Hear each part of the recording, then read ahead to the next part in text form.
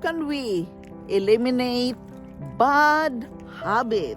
Hello guys, welcome to Untitled channel, and today's share is about being aware. How can we eliminate bad habit? We are not aware about it. Many times we just not thinking about it, that we have our own weaknesses. We have our own bad habit to work out with ourselves. How can we really eliminate bad habit? Yes, we must be mindful enough what are those bad habits. We are going to recognize it. We are going to acknowledge it in order to change and eliminate our bad habit. And remember, you and you alone can eliminate your bad habit. Nobody else can do that for you except you and you alone. So guys, we must recognize, we must eliminate those bad habits in our life in order to live our best life. We must know how to eliminate our bad habit and change it to good habit as well. First of all, we must understand what is a bad habit. Yes, recognize it. What is your bad habit? A bad habit is a negative behavior pattern. Common examples including procrastination, fidgeting, overspending, or gossips. All of the habits that are have right now, good or bad, are in our life. For a reason, we must understand that, acknowledge it. For a reason, our habits is there to be recognized, because our bad habits is there for a reason in our life. But it's very difficult to simple eliminate it. That's why a simple advice like, just stop doing it. When you say just stop doing it, it's a simple advice. Rarely work out. It's rarely work out because we must totally eliminate bad habits. We must need to replace good habits that provides a similar benefits. In other words, bad habits address certain needs of our life. Yes, all of those habits addresses a certain needs of our life. We must recognize it. And for that reason, it's better to replace them with a healthier behavior that address the same need. We must learn to break that bad habit by choosing a substitute for a bad habit. We need to have a plan ahead of time for how we will respond when we face the stress or boredom that prompts our bad habit. To eliminate our bad habit, we must cut as many triggers as possible and make it easier on ourselves to eliminate that bad habit by avoiding the things that cause them. Therefore, it is very important that we must acknowledge first what is our bad habit, what causes our bad habit, because it becomes easier to change it to a good habit when we know what causes our bad habit. We must change our environment. We can change the outcome as well.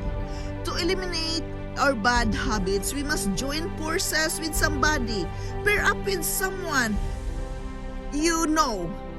and quit together what bad habits you are working with. The two of you can hold each other accountable and celebrate your victories together. Knowing that someone else expects you to be better is a powerful motivator. We must surround ourselves with people who live the way we want to live. We must visualize ourselves succeeding whatever the bad habits is that we must look to break that. Visualize ourselves crushing it, smiling and enjoying the success. We must see ourselves building a new identity. Guys, to eliminate that bad habit, it is also about building up new identities because you are going to change that to a new habit, which is the good one. Remember that we don't need to be someone else. We just need to return to our old self. We don't need to transform into a healthy person. We just need to return to being a healthy person. We need to return to being healthy. You don't need to change yourself. You have been there before. You will just go back the old self. We must use the word but to overcome negative self-talk.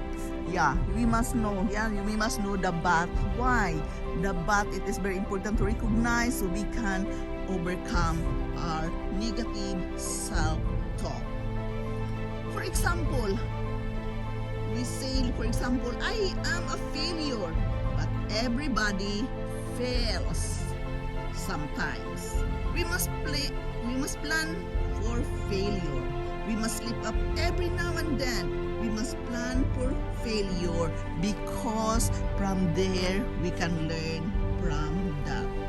As Steve Gams says, when we screw up, skip a workout, eat bad foods, or sleep in, it doesn't make us a bad person. It makes us all a human being. We are all human being, guys. That is a part of the process that we have our own weaknesses. We have our bad habits.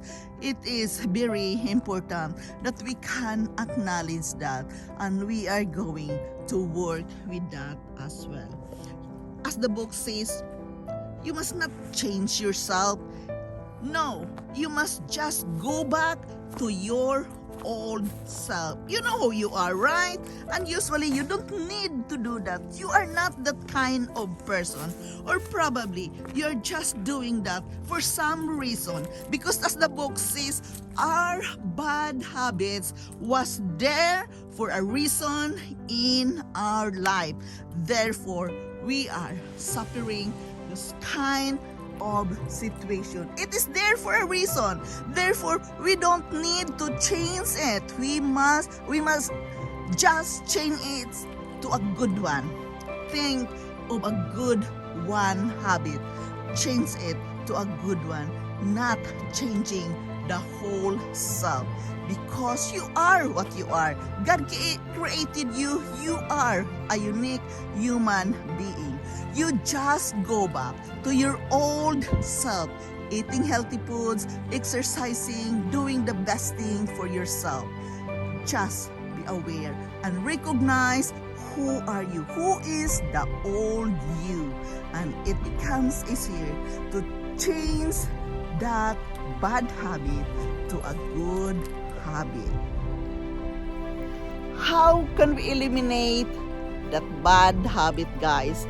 For me, it is about recognizing yourself, who you are before, who you are as a person. As the book says, you are not going to change the whole you. No, you must just go back to the old self, who you are. For example, before you are used of eating healthy foods, then go back to that. You are used of doing good things, not biting your nails. Stop biting your nails. That is a bad habit, right? Go back to your old self that before you were not doing like that. So just about recognizing ourselves and change that bad habits into a good habits which you can practice for yourself. So guys, really, it's very important that we must recognize who we are, who we really are, what are our weaknesses. It's a part being a human being that we all have weaknesses. We must just recognize it. We must just learn how to change it into a good one so we can live our best life.